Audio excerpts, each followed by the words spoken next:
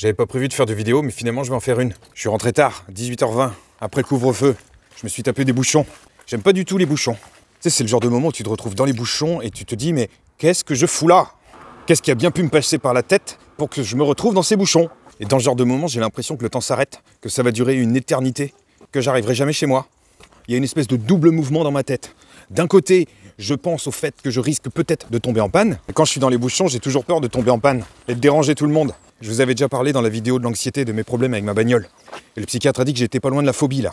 Mais en parallèle, dans les bouchons, je me refais ma journée. Et je repense à tout ce que j'ai pas compris. Tout ce qui m'a fait bugger. Et en fait, j'avais fait une vidéo qui s'appelait « Être explicite » où je me fixais comme objectif d'être explicite. Moi, je pense que c'est un objectif que tout le monde devrait se fixer, notamment avec moi. Parce que quand les gens en face de moi ne sont pas explicites, soit je comprends que dalle et ça me rend anxieux, soit je comprends la moitié des choses et ça me rend anxieux. Non seulement je ne sais pas ce qu'on attend de moi, mais je ne sais également pas pourquoi on m'en parle. Tu vois, l'autre jour, il y a quelqu'un qui m'a contacté en messagerie privée. « Salut, je suis autiste, j'aimerais bien qu'on fasse connaissance. » Cool, faisons connaissance. Et la première question qu'il me pose, c'est « Est-ce que tu es autiste ?» Spontanément, je lui réponds « Bah écoute, je pense que je le dis suffisamment dans mes vidéos, non ?» Il me répond « Quelle vidéo ?»« Oh putain !» Alors je me doute que la Terre entière n'est pas forcément au courant que je fais des vidéos qui traitent de l'autisme, mais mon raisonnement se situe ailleurs. Je me demande comment ça se fait que quelqu'un me contacte, me parle de l'autisme, s'il n'a jamais vu mes vidéos. Et c'est la question que je lui ai posée. Et cette personne n'avait pas l'air de comprendre que je n'avais rien contre le fait de discuter avec lui, qu'on pouvait évidemment parler de l'autisme, mais je ne comprenais pas le cheminement qui a fait qu'il soit mis à me contacter s'il n'était pas au courant que je faisais des vidéos, et qu'il était aussi dans le doute vis-à-vis de mon autisme. Et on est parti dans une espèce d'échange où j'essayais de lui expliquer ce qui me faisait bugger, et lui il n'avait pas l'air de comprendre. Il pensait que je voulais pas parler avec lui, mais moi je voulais bien parler avec lui. Je voulais juste comprendre comment ça se faisait qu'on était en contact là, puisque le dénominateur commun qui est l'autisme n'était pas si clair pour moi. Je commence à être habitué à recevoir des demandes de gens qui ont vu mes vidéos, et c'est pour ça qu'ils me contactent. C'est ce qu'ils me disent d'ailleurs dès le premier message. Mais lui, je savais pas d'où il venait, et je savais pas où il m'avait trouvé. Et je crois qu'on aurait presque pu s'engueuler. J'aurais pu finir par le bloquer, parce que je ne comprenais pas. Au final, j'ai compris. Une personne que je connais pas a partagé mon profil sur un groupe d'autistes, et c'est comme ça qu'il a fait la demande.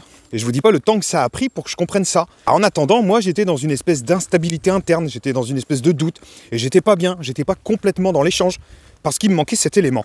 Et plus ça va, plus j'essaye d'identifier ce qui m'encombre. Et ce qui m'encombre parfois, c'est le manque d'informations, c'est le manque d'éléments. Donc maintenant, je préfère éviter d'être trop en contact avec des gens qui me donnent pas toutes les infos, parce que ça me pourrit, parce que ça me mine. Vous savez, ces gens qui vont être un peu pince sans rire, qui vont donner des bouts d'infos, mais qui vont pas tout dire. Tu sens qu'il y a une espèce de truc sous-jacent, qu'il y a une espèce d'arrière-pensée, mais tu sais pas trop laquelle. Ça me met dans des angoisses, parce que je sais pas comment leur répondre. Je ne sais pas ce qu'ils attendent. Je ne sais pas ce qu'il y a derrière. Et souvent, face à des personnes qui parlent à demi-mot, qui ne disent pas tout, j'ai tendance à surenchérir, à rajouter des trucs.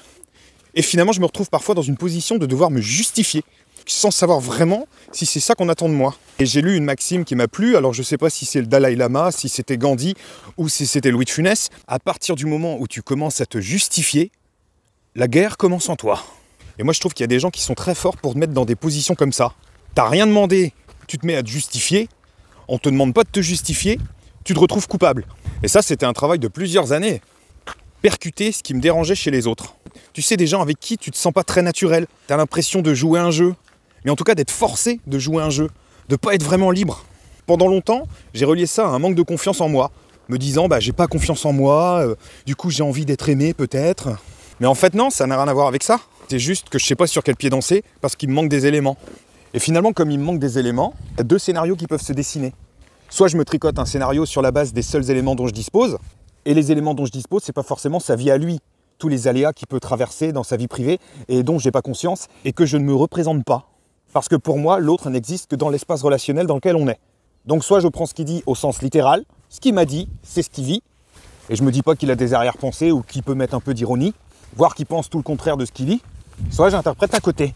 Si je prends l'exemple du travail, quelqu'un qui fait la gueule au travail, je considère qu'il fait la gueule parce qu'il n'est pas bien dans son travail. Et par extrapolation, je peux considérer même qu'il va pas bien dans son travail à cause de moi. Alors que si ça se trouve, le type il s'est engueulé avec sa femme le matin, ou alors il a eu un accrochage avec la maîtresse de ses enfants, voire même qu'il n'est pas en forme parce qu'il est complètement lunatique. Et être explicite, c'est pas forcément me dire tiens, tu devrais faire ci ou ça. Parce qu'en me disant ça, ça suppose qu'il y a une conclusion que tu t'es faite. Il y a un postulat de départ. Dis-moi d'abord ton postulat, et après je verrai si ta proposition tient la route. Et me correspond. Et je peux me retrouver à me braquer parce que je suis pas d'accord avec ta proposition, mais si je comprends pas le contexte, ce qui te pousse à penser ça, Bah, on va rester sur une espèce d'incompréhension. En fait, ce que j'attends des autres, c'est qu'ils me disent clairement ce qu'ils attendent de moi. Et ça sert à rien d'essayer de jouer sur les inférences ou les implicites, parce qu'il y a fort à parier que je les capte pas. Donc si tu essayes de me faire comprendre quelque chose, mais que tu le dis pas clairement, il y a fort à parier que tu sois déçu.